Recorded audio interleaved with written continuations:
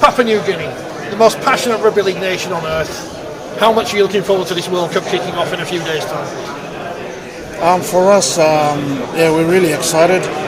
Obviously, last year we couldn't be a part of it, but yeah, we've got a good squad, a good bunch of local boys that we picked.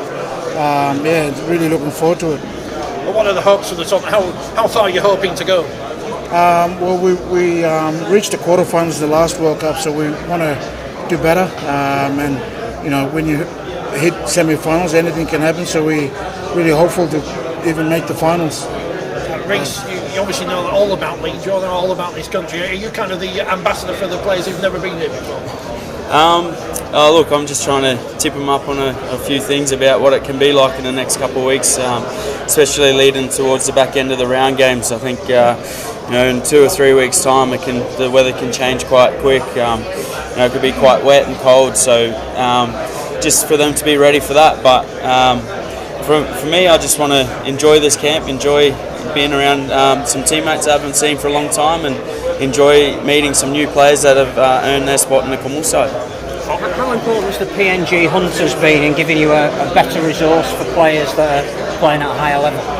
Yeah, for me, since they've come in, I debuted for the Kumuls in 2014, and that was their inaugural year when the Hunters first come in. And ever since they've been in the competition, the Kumuls and the PNG players have just been developing and getting better and better every year. And I think now from the Hunters you'll see more Papua New Guinea players spread out across all codes, all leagues around the world, and that's because of what they're doing at the Hunters. And our national team's reaping the benefits for it now. And I was talking to Coach Stan in the car on the way here, and we've got a lot of exciting young players coming through that are going to be a part of this hopefully in the future. So what the Hunters are doing is massive, because they find players like Justin Olam that are in Papua New Guinea that possibly wouldn't have been found a few years ago. So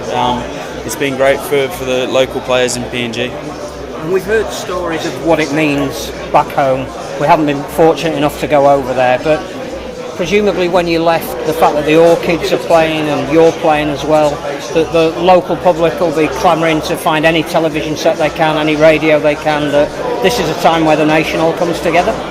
Yeah, the sport unites the whole country. Actually, before we headed over to England, we did a 5 days camp back in PNG to connect with everyone back home, and just a way of them sending us and wishing us all the best. So that was quite important, especially for some of the boys that have never been back home since they were young. So look, they're really mad, and we just want to do them proud and do all our family members proud.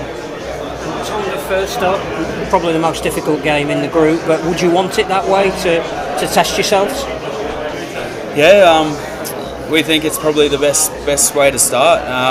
It puts us right up where we want to be, and it'll test us and see where we're at in this competition. So I'm confident that we can shake the tree a little bit, and people might not expect it, but we'll come out firing.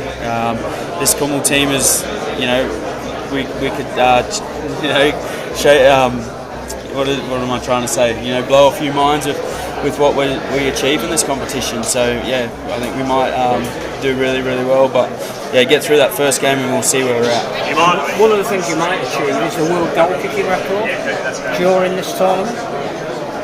Yeah, that's pretty exciting. That's a possibility. It'll help if the boys score under the post. I thought you were having the word. But I'm not far off. But if we're scoring tries and I'm kicking the goals and they're going through, that's all that matters at the end of the day. You might end up facing England in the quarterfinals. Obviously, you guys knocked off 2B a couple of years ago, which was massive. I mean, how nice would it be coming up against the hosts again and potentially doing the same for Papua New Guinea? Yeah, I was part of that as an assistant coach, and I think that they're all learning experiences, I think, and if we do hit that again, and we'll be better off it. I think that experience is probably will do us more better this time round. I think on that too, we faced them in 2017 in the quarterfinal, and I think we were a bit. We weren't not confident, but we weren't sure what to expect. And from that game, we definitely learned a lot, and it gave us the confidence after that we know that we could compete.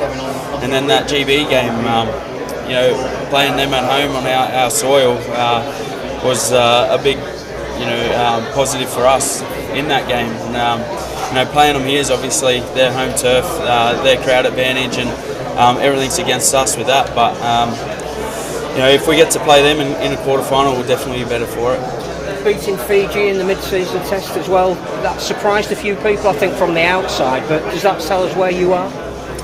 No, we've beaten Fiji plenty of times in that test. Yeah, we've beaten them more times than they beat us. So it was an impressive performance. It was an impressive performance. I think Coach Stan, that probably the way that game started and the way that first 20 minutes, anyone would have probably thought that it would have ended up Fiji blowing the score out and them running away with a win. But what Stan's brought into the team at the moment, our kind of DNA and what we're going to pride ourselves on is working hard for each other, and that's what they did in that game, and that's where we come over the top.